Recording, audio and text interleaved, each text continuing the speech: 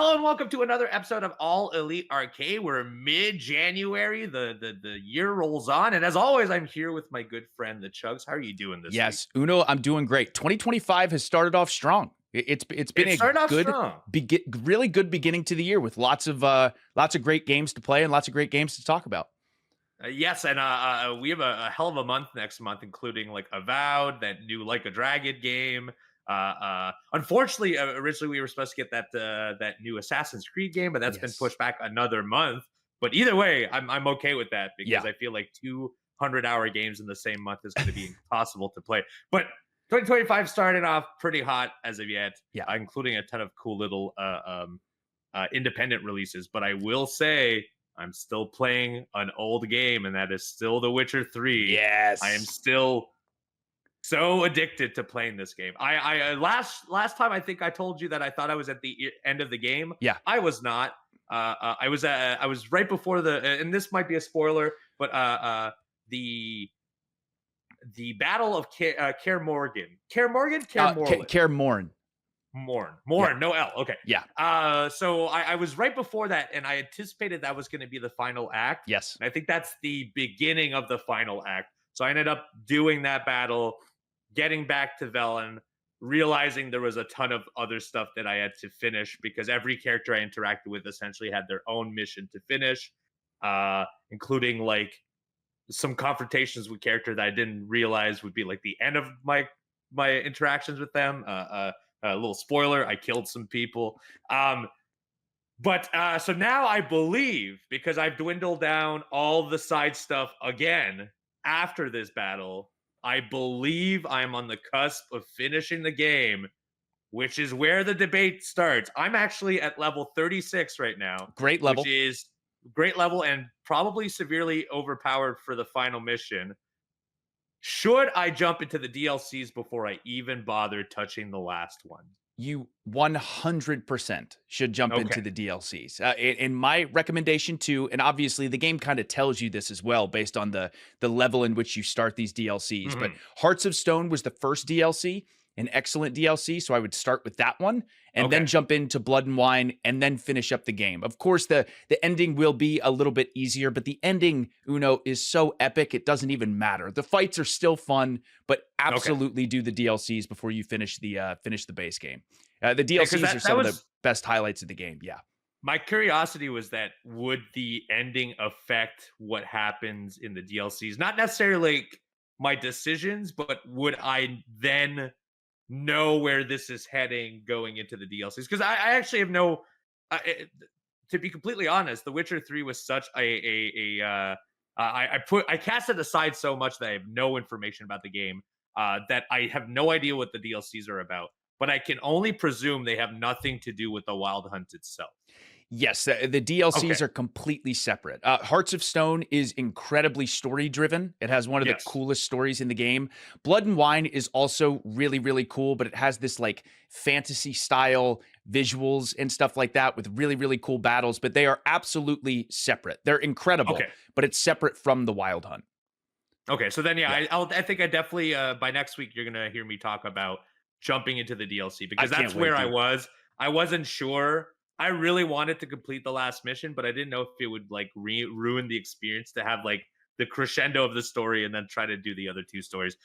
Knowing that I have the levels for it, I'm gonna go and jump into that stuff now that I have nothing else. The only other stuff I would have left in Witcher 3, and I've been diligently trying to get everything on the map, but in Skellige, there's so many boating sections that you have Oh to my do God. dives.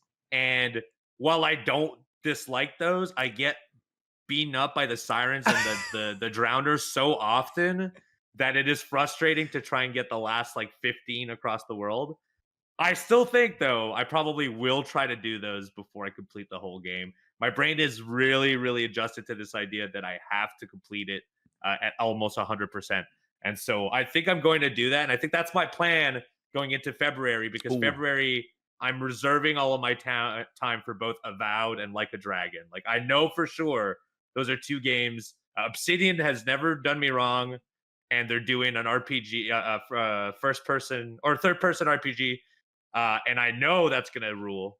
I know we've gone previews and pre-reviews about it, about the first 6 hours, and people have spoken how it differs from one run to the other, which is something that's always been baffling and very interesting to me. Kind of like when the Elden Ring pre-reviews came out about how everyone's 6 hour experience was so different.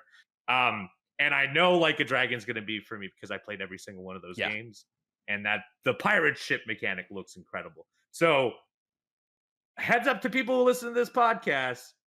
I'm going to be talking the DLCs for the next few weeks, and I'm going to try to sunset The Witcher so that I can then watch the TV show while I play these other games.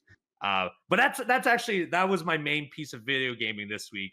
I know you've also played The Witcher 3. I think we're at similar positions. Yes, we actually we very much are. And Uno, I know I discussed this before, but I want 2025 to be my best year for gaming as far as beating as many games as possible and streaming as many games as possible. So like you had mentioned, I did, of course, continue my 5-game cycle on twitch.tv/the Chugs.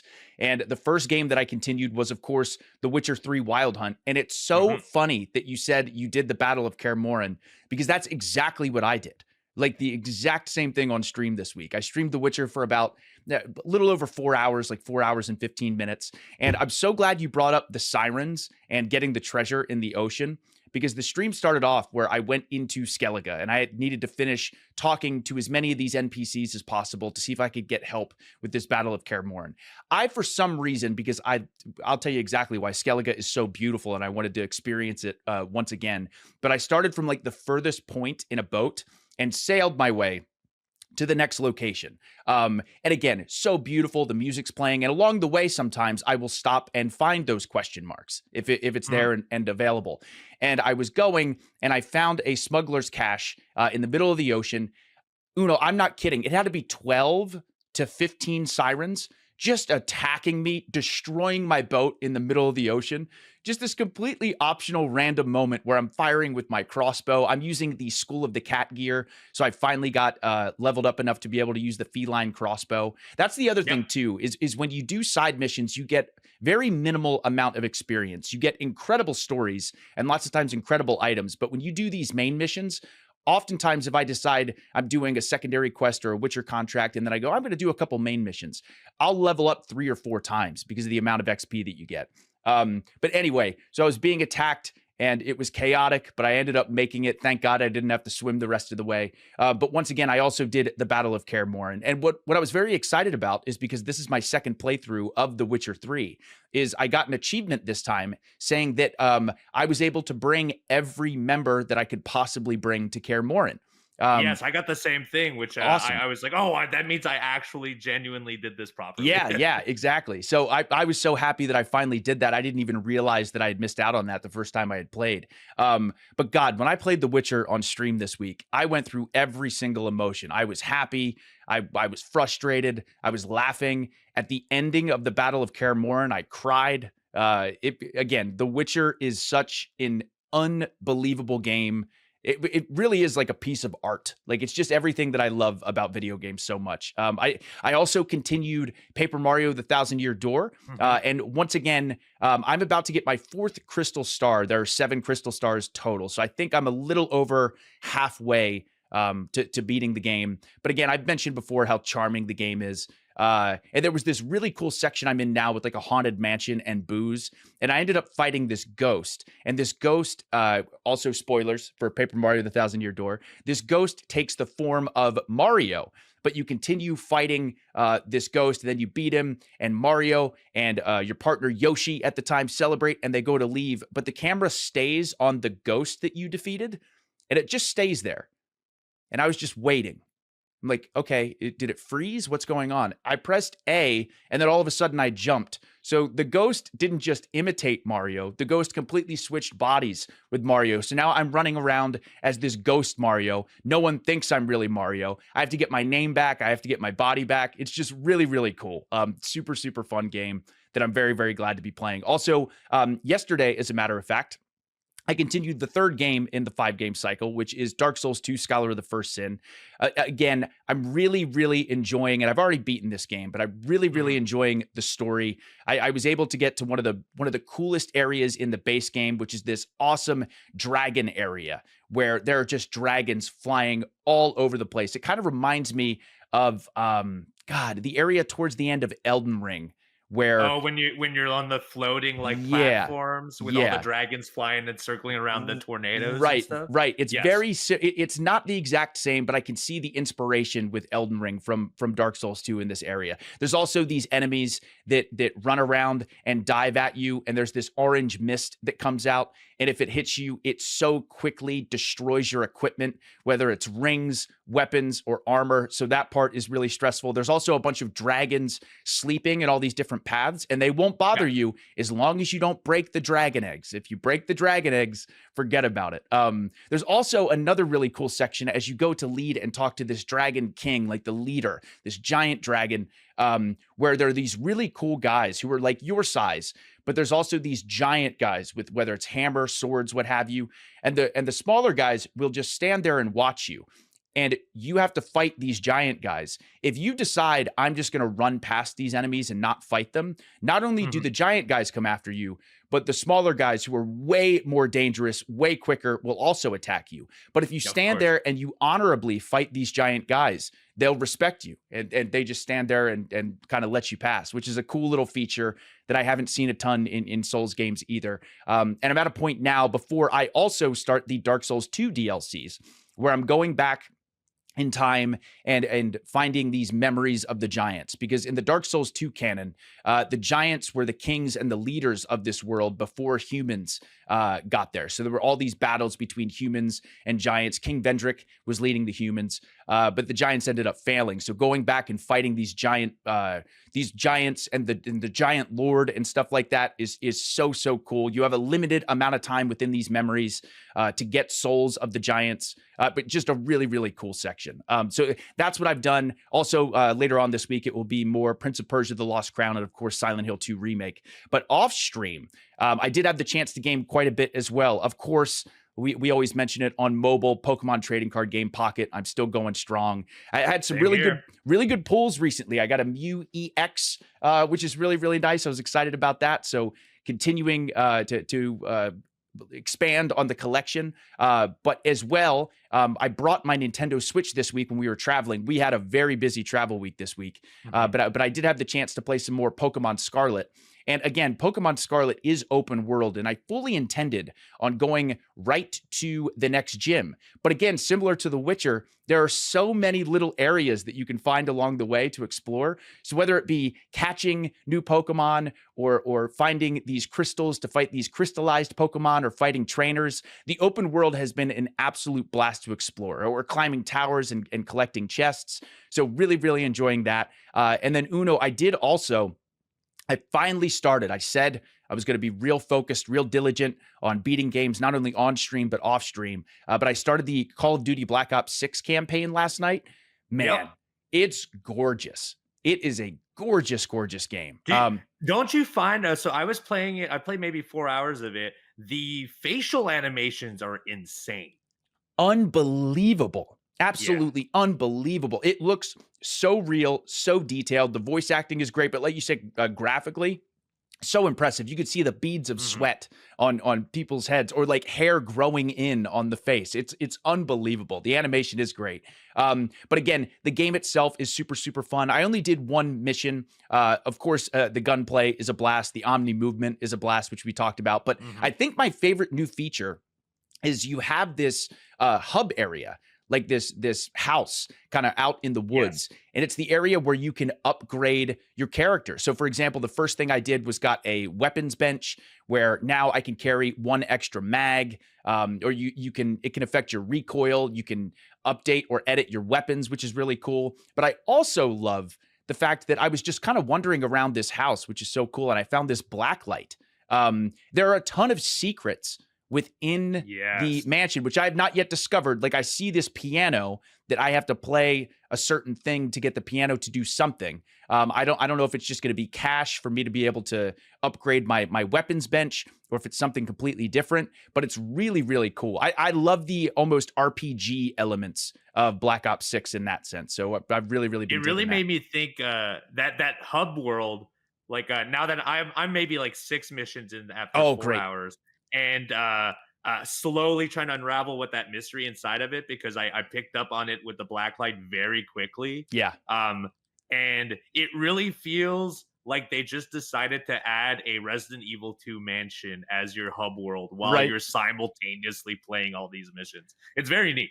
It is. It is. It's really, really cool. And then yeah, other than that, Uno, as far as gaming wise, we did both get the chance to play a little bit of Tekken 8 this week, which was fun, Yes, right? we did. Yes, actually, that's true. Backstage, MXM has decided to bring a screen. You'll probably see some recordings of Tekken 8 on our YouTube channel, youtube.com/AEW Games, for the Bronami code in the upcoming weeks. I do not think either of those games that we played were recorded, but Yeah. I ended up playing with Darius from Top Flight and played a ton of King versus Kuma, because I took King, he took Kuma, with the hopes of doing a bunch of like suplexes and stuff. And I haven't played a Tekken game since I think Tekken Tag Tournament 2, which is a while ago, maybe like almost a decade. Is Tekken really good? Because I had a blast playing it. Dude, so much fun. Again, I notoriously am not very good at fighting games. I love fighting games. I love to play them. Yes. I love to watch them. But I was so excited to check this out. It's a blast. Tekken 8 is so good. I had the chance to play against Ricochet, who was very good. And we did a best of 5, but I won 2 matches. He beat me 3-2. It was pretty close. And I also got to play This is his game too. He's like a seasoned pro. So. Yes, it's his game, but I got the chance to play as the new DLC character, Clive, from Final Fantasy 16. Ooh. Holy crap, he's awesome. It's so fun. Everything looks so cool. So I think for sure, if the Bronami code is going to continue with these Tekken 8 matches, I think I'm going to join in. It was a blast. Yeah, I think I'm going to put my name in the hat as well, because I had such a blast playing it. I was actually quite surprised, because I like fighting games, but I'm never very competitive, and I'm never really playing with anyone else. I kind of like just playing the single player modes. Me too. On Mortal Kombat or doing the tech trees on like, let's say, Street Fighter. But now I kind of want to get Tekken and get a little better at it, now that there's like a bit of a competitive nature in the backstage at AEW. Yeah. And you'll definitely hear me talk about Tekken again, because I enjoyed myself a whole lot, and I know those boys bring that every single week. So. Yeah. It'll be exciting. I did want to say one last thing, because we talked about The Witcher a whole lot. Yeah. Did you? And I know you saw this, but this is to the whole world as well. Have you seen the Blood of Dawnwalker trailer that was released? It's by CD Projekt Red devs, and they're making essentially a action RPG sandbox, so kind of very similar to Witcher. But this one is Unreal Engine 5. Yeah. That looks inspired kind of by Legacy of Kain, because it's a vampire story. But what's cool about this one that I think is really interesting is that it has a mechanic very similar to Majora's Mask, where you have to complete everything within a 30-day cycle for you to like complete the mission. I'm not exactly sure how much of that will affect, side stories and so on, because this was only a initial trailer. We haven't gone a deep dive into it, but it's definitely something that's on my radar now that I've played The Witcher, and I'm willing to play practically anything that resembles it, especially if it's going to be coming from official devs that have worked on The Witcher now. But this looks really neat. If you haven't checked it out, go see the Blood of Dawnwalker cinematic and gameplay teaser that dropped just this week. Yeah, it looks awesome. I watched the official cinematic and gameplay teaser trailer, but I know there are a couple of other trailers that I certainly want to check out. I agree with every single thing that you said. pretty much there's no way this is going to be bad. It is guaranteed is going to be a great game. I absolutely am going to be playing it. I love the whole idea of the 30-day cycle. Again, gorgeous animations. The gameplay looks really, really cool from the little bit that I got to see in that trailer. This is going to be incredible. This is going to be a great game that absolutely is going to be a game I'm going to check out pretty much the second it drops.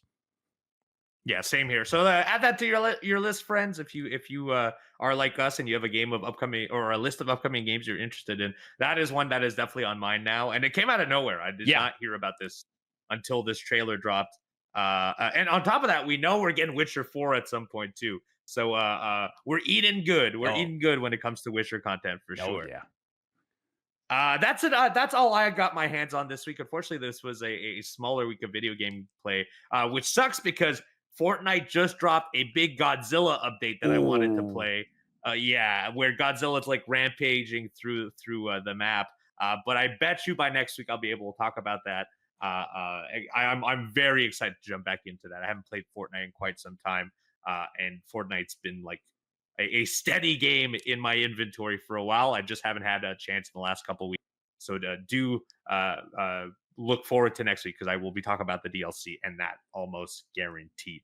That is it for me on this week. Chugs, did you play anything else that you want to talk about before we jump into our news of the week? No, that was pretty much all that I played. Again, with the exception of, of course, I ended up finishing the entire history of video games by Never Knows Best on YouTube. I highly recommend it. Oh, yes. You were telling me about this. Yes. I do love video game history. I'm very passionate about it. I have so many different books on the topic with so much amazing detail.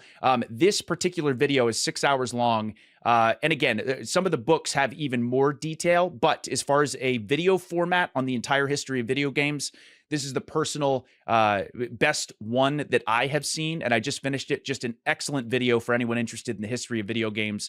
And of course, you're going back and forth and watching some of the awesome Games Done Quick 2025 runs as well. That's actually how I've been falling asleep every week. I'll put on a nice long speed run and watch it, and then kind of quietly doze off with a video game speed run in the background. So, as far as playing goes, that's about it for me as well. All right. Well, then we will be talking about the news of the week, but right after this break.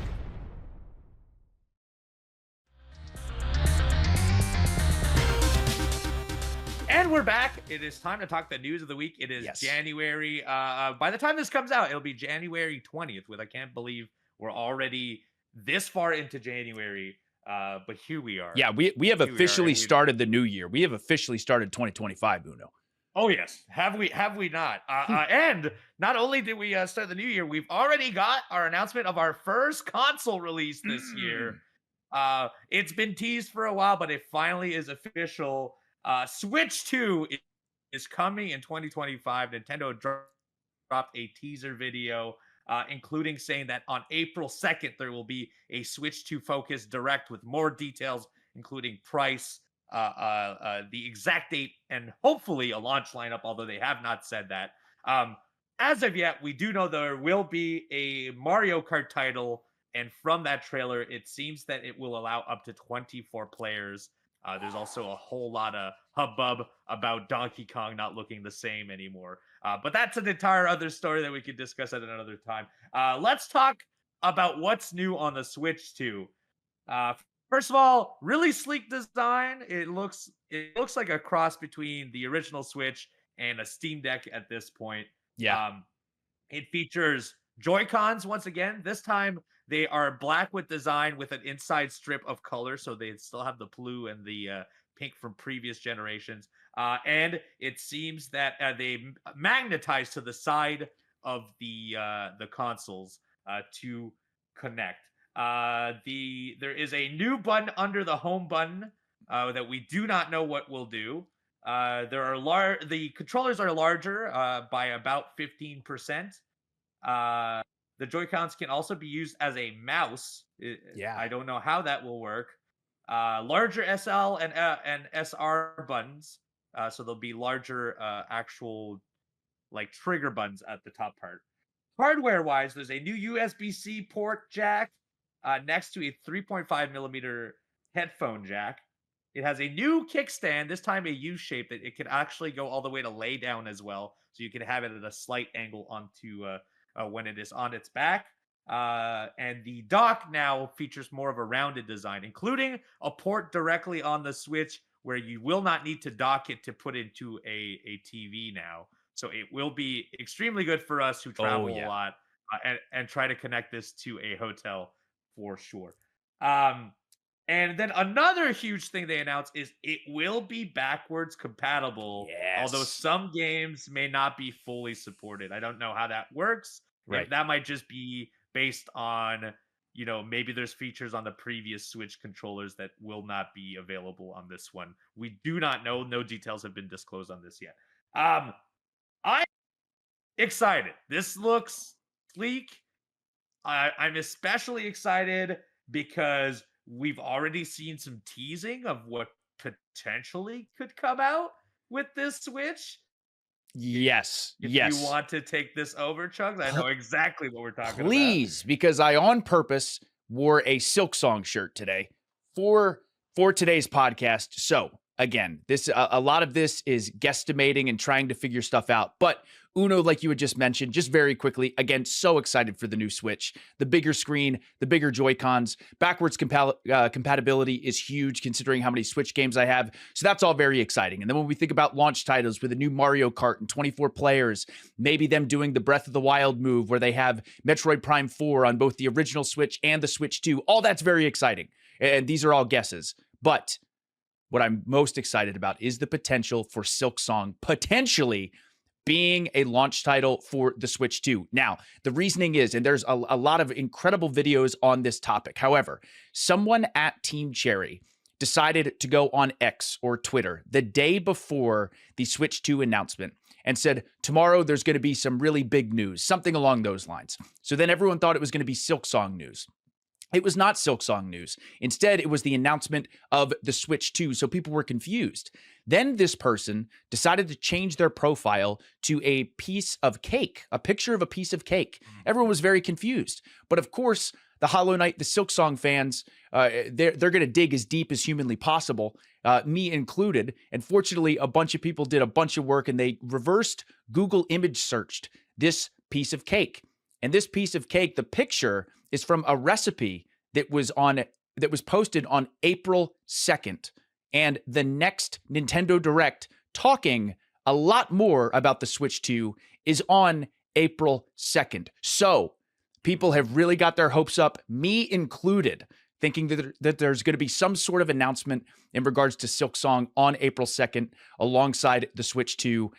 Again, hopes are high that 2025 is going to be the year that we get Silksong. If Silksong comes with the Switch 2, I'm going to be over the moon. I'm already going to get this console day one.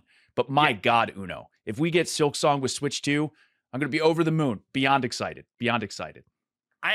And usually when rumors happen, we've been really, really hurt by them, especially when it comes to Silksong. Yeah. There's been rumors at every single launch of an event that Silksong will have presentation or representation of some kind. This one might be the first time where I'm like, you know what?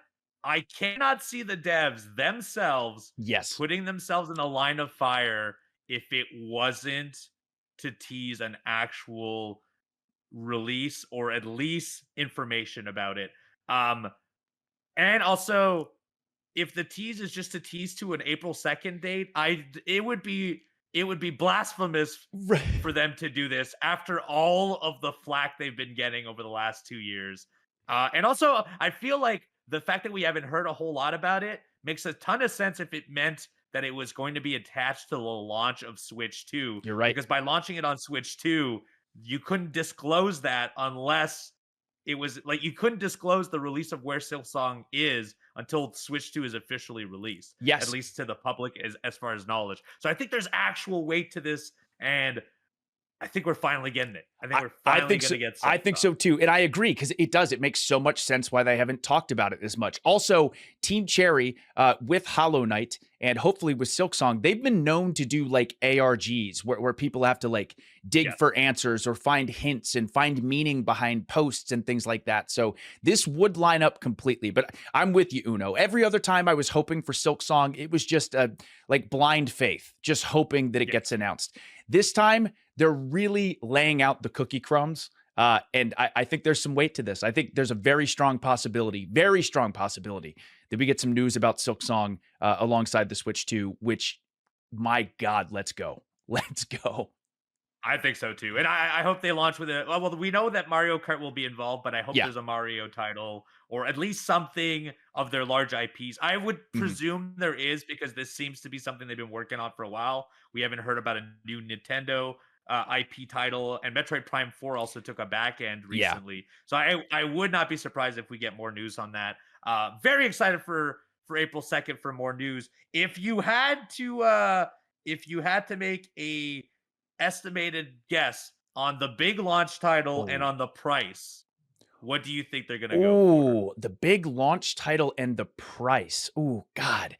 Okay, so I still have so many questions as far as, I know we got some information on the hardware and things like that, but I don't know.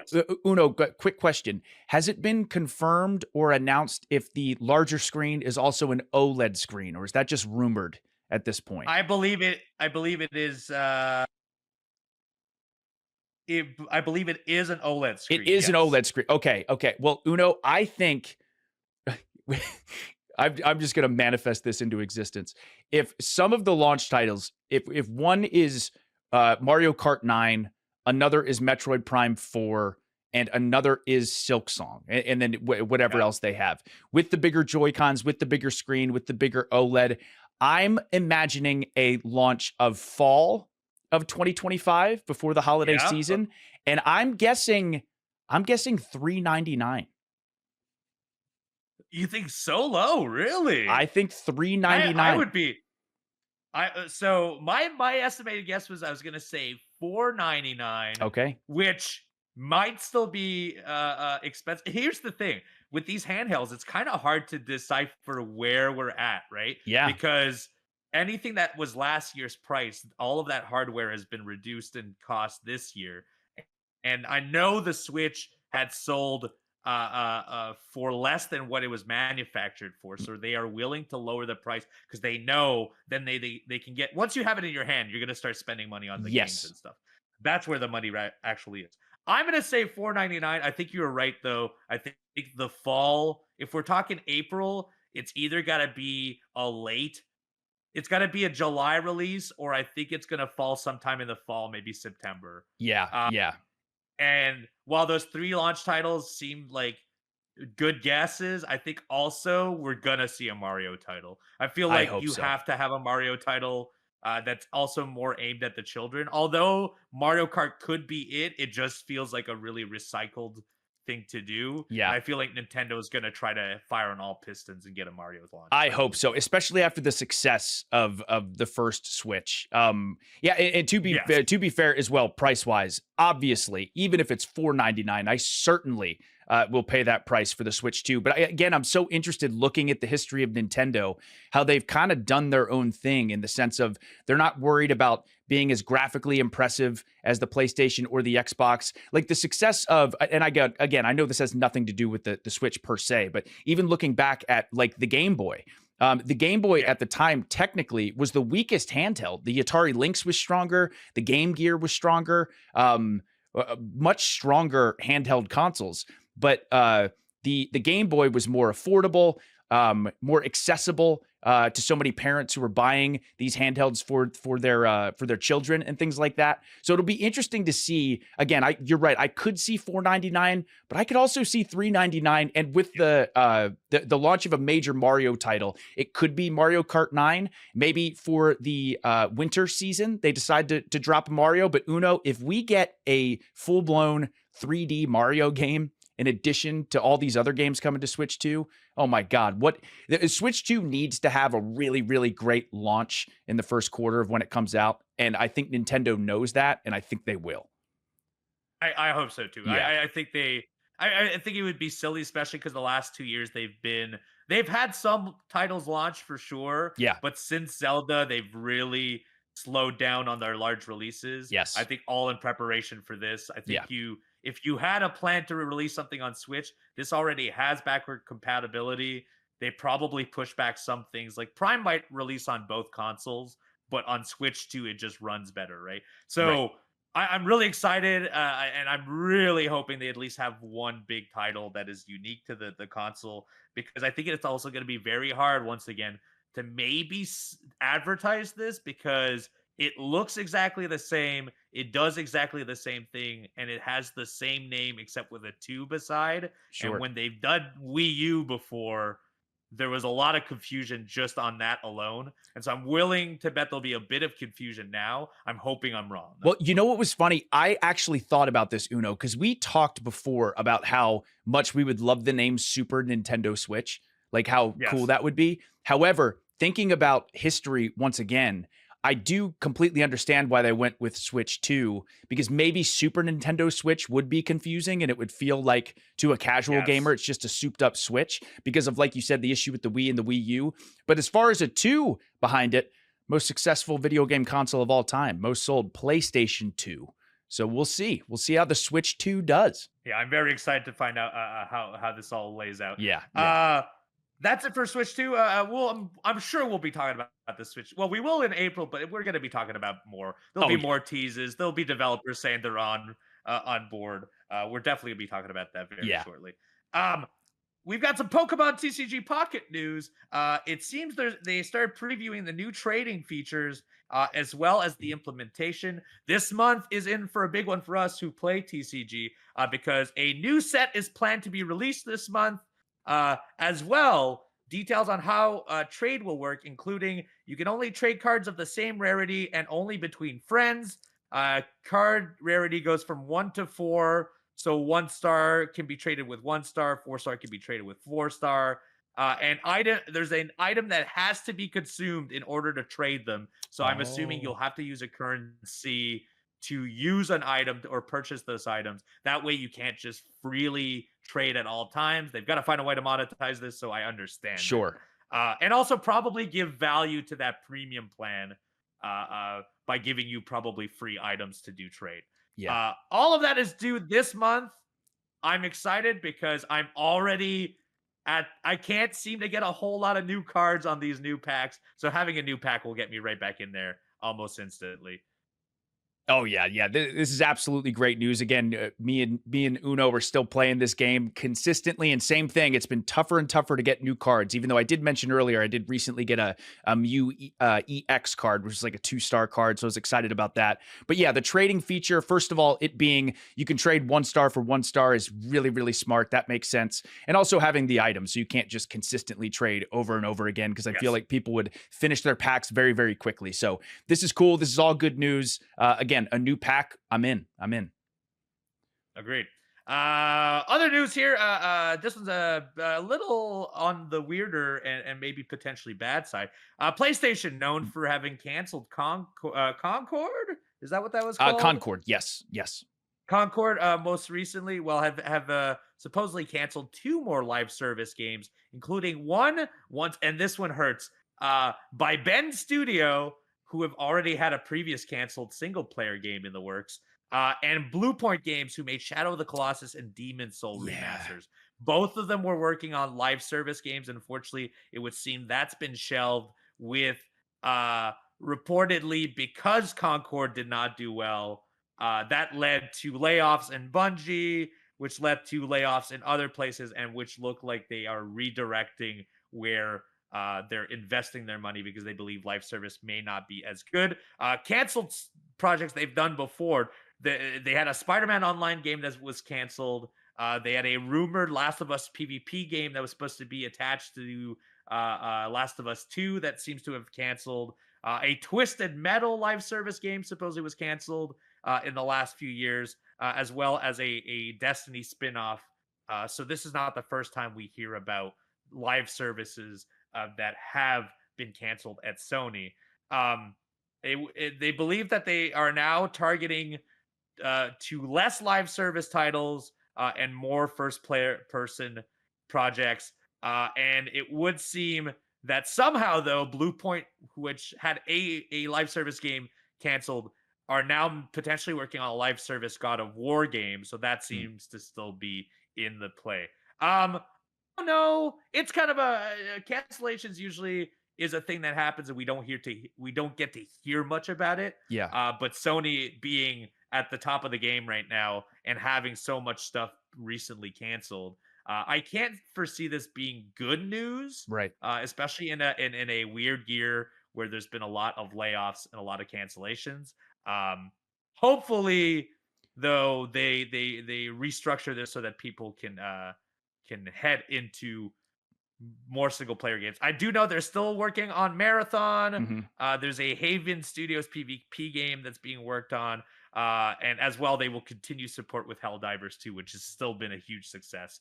And if anything, might be a part of the reason why these very, very large live service games are being shelved when something like Helldivers 2, which is a much smaller project, has gotten a whole much more amounts of active players for much less of the price, and so there's probably a effort to reduce costs on these big live service games and try to maybe restructure how that's done. Right, right. And yeah, cancellations or layoffs in the video game industry, that's never good news or anything that we want to hear. Obviously it's a bummer. With Ben's studio, I really enjoyed Days Gone. I thought that was a blast of an open world zombie game. And of course, Bluepoint Games with the Shadow of the Colossus remake and Demon Souls remake. I still stand by the Demon Souls remake on PS5 as one of the prettiest games I've ever played. So this is not great news, but I hope they do get the chance to make some more single player games. I do think Sony notoriously is known for their incredible single player action adventure story driven titles. So I do hope these devs get the chance to work on some other projects for sure. Because again, Sony is known for those big epic single player adventures, but Yes. yeah. Hope everyone's okay from this. Agreed. And I hope Bend is also getting into something new because Yeah. this is not the first time they've had a cancellation in games. Right. And even though their motorcycle zombie game did not have the same attention that a lot of other games have had, I thought that was a huge success myself. I Yeah, thought that game really ruled. good. So I'm really looking forward to whatever they do next. Yeah. And then one last little piece of news before we get into our community mailbag. Bloodborne. We've been clamoring for a remaster or something. Well, PlayStation veteran, no longer with PlayStation, but Shuhei Yoshida just recently gave his personal theory as to why we haven't seen Bloodborne, and that is because From Software's Miyazaki, who is hands-on with all of his projects, would have to be a hands-on on a new Bloodborne, and is likely too busy and does not want anyone else to touch the project. That is a theory, though, but it could explain why we have not seen new Bloodborne stuff, because Miyazaki is not willing to have another team attack it when it is his baby. I think that's commendable and cool, but also simultaneously is robbing us of Bloodborne. So I'm kind of like on the fence on what I feel about that. Right. It's a mixture of being bummed out at the idea of Bloodborne in any capacity making some sort of return, and then at the same time, Miyazaki was the guy behind Bloodborne, so I do understand it. If you'd want anyone touching a sequel or anything like that, of course you'd want Miyazaki to be involved. But hopefully at some point this happens. I'm still holding on to faith that that we're gonna get a Bloodborne 2 someday, somewhere. We're bound to have it at some point, right? It's gotta happen, right? At this point. Well, that's it for the news of the week, and there's all kinds of other news. Do discuss the news you think we should be talking about on youtube.com/AEW Games in our comments down below. There's including Echo the Dolphin just recently got a new patent, so maybe we're seeing some of that, and a couple of other stuff we hadn't talked about. But let us know what you would like to hear in next episodes, so that we know exactly what to discuss. We are off to a break, but after that break, we're going right to what we prefer. Our favorite segment of all, the community mailbag, comes up right after this.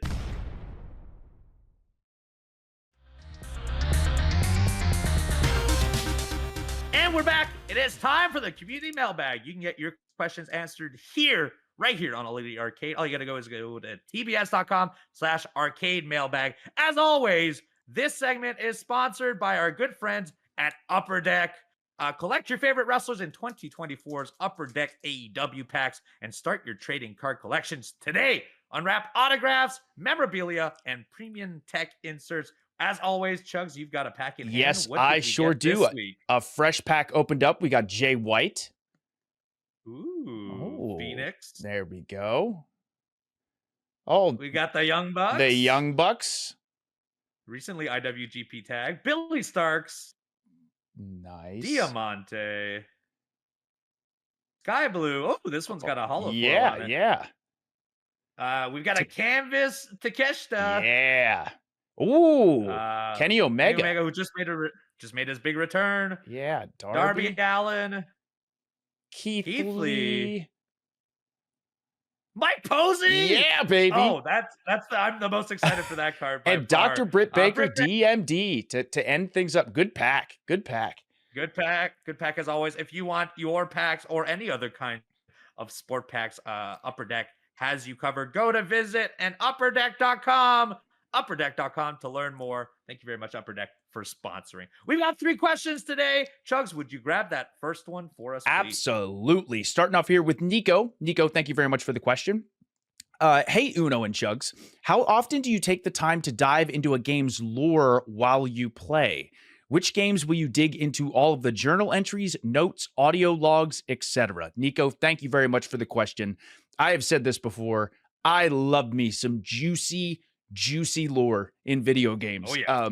Gosh, the stories are some of my favorite parts. So really, any game with a very intricate or very interesting story, I will take the time to read all the documents that you pick up, whether that be games like Resident Evil, whether it be games like Prince of Persia: The Lost Crown, where there's lore everywhere, or The Witcher. But I will say, I do on purpose. I went out of my way and I went and played through every single Halo and collected every single audio log that you can possibly collect. So that's a really, really cool addition they added in things like Halo 3, ODST, or in Halo 5 Guardians. But in the Master Chief Collection, they also added a bunch of different extra lore throughout that game. So playing through, you get to collect these, whether it's a video or a text box or an audio log.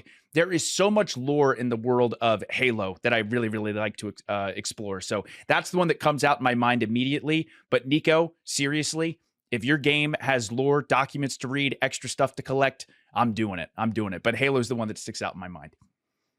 I know both of us also consume anytime From Software drop these games. I go check out lore videos because a lot of time I miss out on all these big lore pieces and like video, for example, or there's people online. They'll make these like condensed versions of the story that will explain every piece, including where you could find it, how you get that information, and that's always so fascinating to me that like people will make these long essay videos about the lore and really help me understand a lot of the content. When it comes to games that I play, I like to jump into the lore, but not always. I will say one that I go all the time are Remedy games. They made Control, they made the Alan Wake games. Almost all of their writing is so incredible and is meta and also kind of mingles with their other projects that I make a point to watch every video, read every journal, go out of the beaten path and make sure I see every piece of lore because it always is so interesting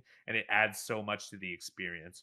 So yes, we definitely both love our lore when it comes to our video games. And thank you very much, Nico, for that question. Yeah, thank you, Next Nico. question is by Dr. Deku. Have you ever bought merch from a gaming franchise, but the merch had nothing to do with the game itself? For example, when I was in Akihabara last summer, I found a shop that sold Mega Man and Proto Man air fresheners. The Mega Man one smells like pines, and the Proto Man one smells like apple cinnamon. I have merchandise of video games, but I do not have a lot of weird stuff. Usually it's t-shirts, or the closest might be I own some Fortnite Nerf guns.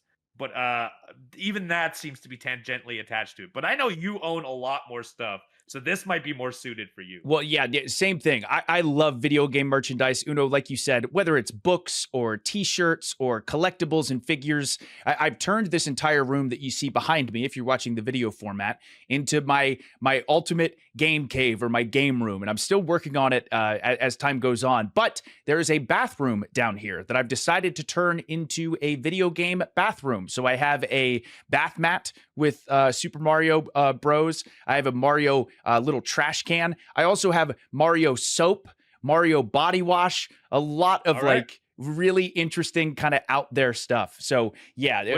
What does Mario smell like? Mario smells very fresh. Very, very fresh. All right. Almost like a lemon smell to it. Smells very, very good. But yeah, I love like super out there video game merch. I think it's really, really cool. I still want to add some more stuff to it, but I would say the bathroom stuff for Mario is pretty out there. So yeah, that's my answer. Yeah, there's some weird stuff out there. Those Mega Man shoes, for example, they're out there too. I love a good video game merch, especially the weirder the better. Yeah, that's for sure. I have video game shoes as well. But yes, Dr. Deku, thank you very much for the question. We have one more question to go here from Jim. Jim, thank you very much. Hello, Uno and Chugs. Been loving the podcast over the past year. I've heard MagFest mentioned before on the podcast, and as a member of the team that runs the speedrunning event, MagFest, our community would love to see you at a future event. We would love to go. Love that. Yeah, my question is, what video game consoles do you think were ahead of their time? As a collector of various systems, I feel that the Sega Dreamcast and the Master System were ahead of their time. The Dreamcast with the online connectivity and the graphics of the Master System compared to the NES. Good luck with the RE2 speedrun, Chugs. Thank you. And then also it says, if you're able to plug our event, MagFest is running at MagFest, January 23rd to the 26th in person at the Gaylord in National Harbor, Maryland, and on Twitch at twitch.tv/MagFest, raising money for the Child's Play charity. First of all, Jim, I would love to go someday. That sounds like an absolute blast. Uno as well. But to answer your question, this one is more, I think, from a business side as far as ahead of its time. But I think the PlayStation 2 was so smart for so many different reasons. Not only was the PlayStation 1 one of the hottest selling video game consoles, and then making it backwards compatibility and having an incredible set of launch titles very early on in its life cycle. The graphics really being, what an improvement from PS1 to PS2, like with that generation. But I think one of the smartest things they did was add a DVD player into their system, which was so ahead of its time, considering the fact that DVD players often were selling for more than what the PlayStation 2 cost. So I bet like a bunch of people bought a PS2 just because it was like a cheaper DVD player, which is wild to think as DVDs were starting to grow. So I think that was such a smart thinking 2 steps ahead move by Sony to have a DVD player inside the PlayStation 2. Obviously, DVDs very much overtook VHS. So that one's kind of from a business side there. But I'm going to say the PlayStation 2 with its DVD player. All right. On my side, when it comes to things that are very advanced in the video game world, you mentioned the Dreamcast, and while I do agree it had online connectivity, what's even crazier to it is that Dreamcast came out in 2000. It had graphics that rivaled PS2 and Xbox at the time. It had email, which was never done on a console before. You could have online connectivity, which was not really a common feature. It had DLC free for your games. If you played Fire Pro and other video games, you could download created content from other people, which is an unreal feature at the time. It had, now, unfortunately, the disk drive ended up being its failure, but it was advanced on the disk features. And on top of it all, it also had a built-in secondary device as a memory unit in your controller that could be played as its own little video Tamagotchi style game. Dreamcast by far, I think, was so forward focused that it's honestly sad to see it not work out that well. I wonder what that next future thing is going to be, because we don't even know. That's the thing. It's at the time Dreamcast, you didn't even know email online connectivity was going to be that important. Anyways, do let us know, youtube.com/AEW Games, in the comment down below what you believe is the most forward focused, the most advanced console for the time Let us know in our comments down below. Thank you, Jim, for that question. That is it for us this week here on All Elite Arcade. You can find me at twitch.tv/eviluno. As always, the Chugs is at the Chugs on Twitch, playing that 5-game cycle this week. Oh, yeah. Go to youtube.com/AEW Games if you want to watch our content on Monday. That is when the podcast drops on video, as well as all of our podcasting networks, be it Apple, be it Spotify. We drop on Monday mornings. Every Thursday, the Bronami Code with MXM also drops on YouTube, the new series. Just recently, we had Penelope Ford and Kip Sabian on the show, and we've got a whole lot of stuff, including Tekken, in the near future. So do check that out. We will be heading out now, and we will see you next Monday for another episode of All Elite Arcade. Bye-bye.